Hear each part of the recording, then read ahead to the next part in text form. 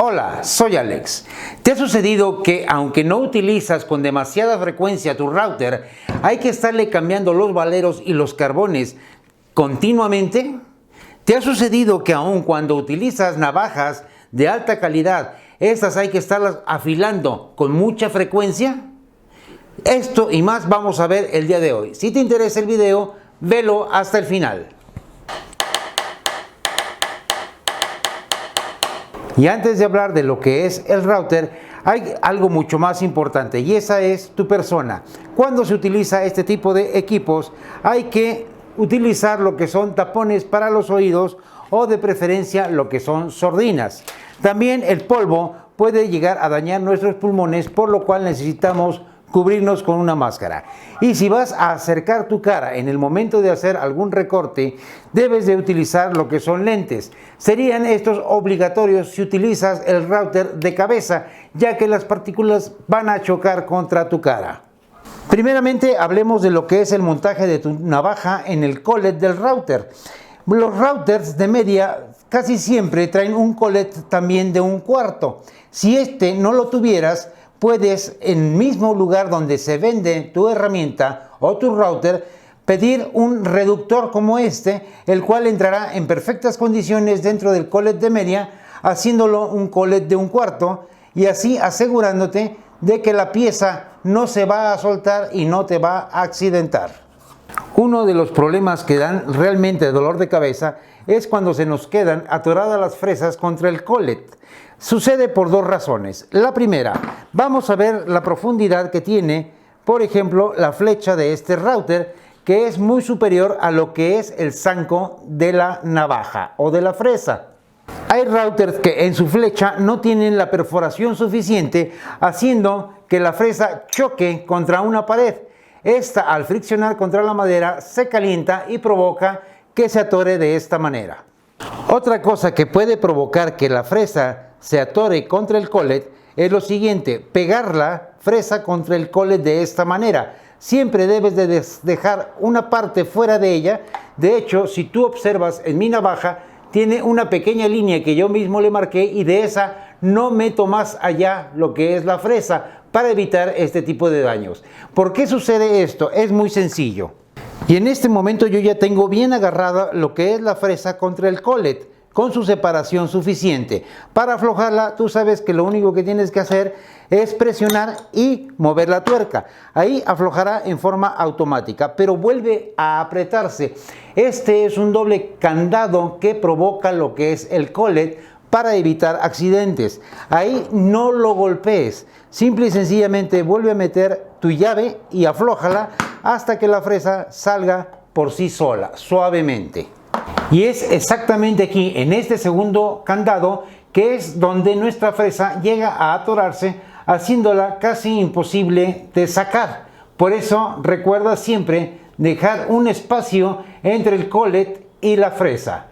Muy importante, nunca golpees la flecha de tu router. Si se llega a atorar la fresa, llévala a un centro de reparación para que ellos la saquen a presión. Ellos no la sacan a golpes. Ellos tienen instrumentos especiales y saben exactamente cómo hacer para sacar sin dañar lo que es la flecha, ya que por milésimas que se dañe la flecha, el router en vez de trabajar va a empezar a querer caminar solo porque no tiene un centro perfecto. Habrás observado que en el mercado la mayoría de los routers pequeños tienen su base en forma de círculo. Sin embargo, en lo que son routers arriba de 3 caballos, traen una línea recta e incluso hay algunos que tienen 2 líneas rectas, una por cada lado, dejando el redondeado sobre lo que es el mango del router. ¿Por qué razón? Es muy sencillo.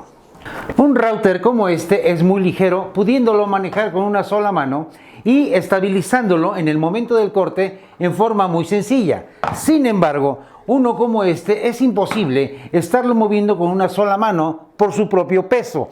Por eso, estas líneas son para estabilizar en el momento del corte y vamos a verlo en práctica en este momento. Antes de hacer nuestro corte, es muy importante saber hacia dónde debe de correr el router. Y esto es muy sencillo. En nuestra escritura, por ejemplo, en el español, nuestra escritura es de izquierda a derecha. Es exactamente así como vamos a trabajar con el router, siempre de izquierda a derecha. Ahora bien, vamos a ver que nuestra guía es como la orilla superior de nuestro cuaderno.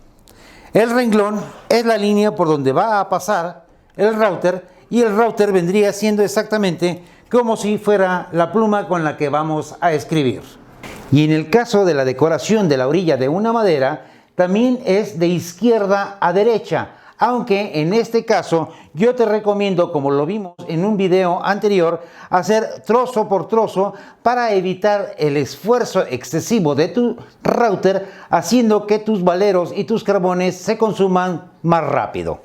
Otra cosa que es muy importante, si es que necesitas tú hacer una perforación muy profunda o una ranura muy profunda, hazlo por escalas, primero una parte, luego una segunda parte y si es necesario una tercera parte. Esto evitará un exceso de esfuerzo por parte de tu equipo. Si tú necesitas hacer una ranura con un router que tenga la base redonda, es muy importante que tengas un punto de referencia para pegarlo contra la guía. Por ejemplo, este router tiene la base redonda y los dos mangos exactamente iguales. Si yo necesitara hacer una ranura de 2 pasadas y en la segunda pasada agarro y volteo el router, lo más probable es que me lo deje mal escalonado, ya que nunca vas a encontrar una medida exactamente igual de lo que es la orilla a lo que es el centro del router.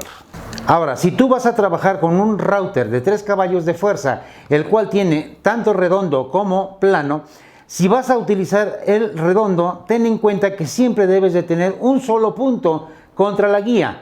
Por eso la parte recta, para que ésta se alinee en perfectas condiciones en lo que es la guía, sin que éste se llegue a mover. Y ya que hablamos de que el router se trabaja de izquierda a derecha, ¿qué es lo que sucede si lo trabajas de derecha a izquierda? Es muy sencillo. El router se va a jalar hacia la parte de afuera sin que la guía realmente nos sirva. Va a terminar haciendo esto, ya sea por lo redondo o por lo plano. Cualquiera de las dos formas va a jalarse forzosamente hacia afuera. Entiende una cosa, vamos a trabajar con el router, no vamos a pelear contra el router. El router tiene 3 caballos de fuerza. Tiene más de 20.000 revoluciones por minuto y aparte de ello está armado con una navaja. Tiene todas las ventajas para ganarte. Si trabajas con él no hay ningún problema y te lo voy a demostrar en este momento utilizando solamente una mano para que te des cuenta cómo el mismo router y la guía solos trabajan para hacer la ranura que yo deseo. No olvides que cualquier ajuste que le vayas a hacer a tu router, hazlo siempre con tu equipo desconectado.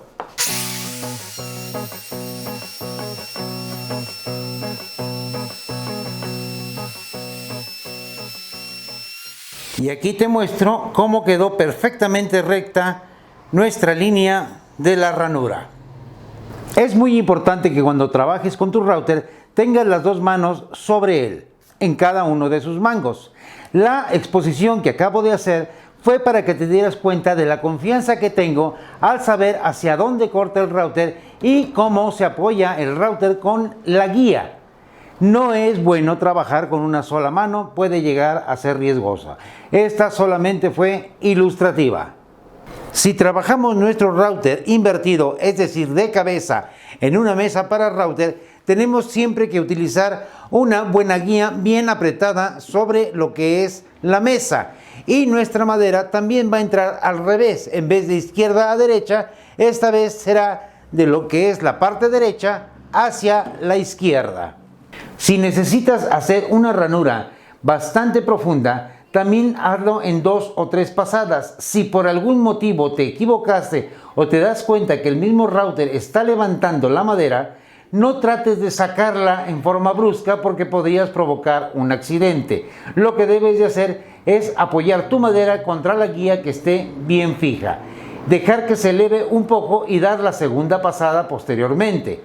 Nunca trates de presionar la madera contra la navaja porque estarías forzando tanto la navaja como el router.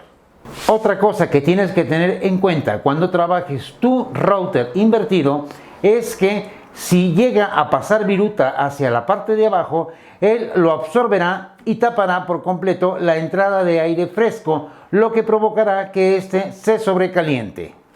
De igual manera, cuando estés trabajando tu router de pie, procura no poner la mano sobre la cabeza, ya que evitarás que éste pueda absorber el aire fresco, pudiendo perjudicar realmente tu equipo. Si tienes dudas o preguntas, puedes hacérmelas en los comentarios o visitar mi página de Facebook. Te dejo el enlace en la parte de abajo de la descripción. No olvides suscribirte, tocar la campanita y recuerda, planea tu trabajo y trabaja tu plan.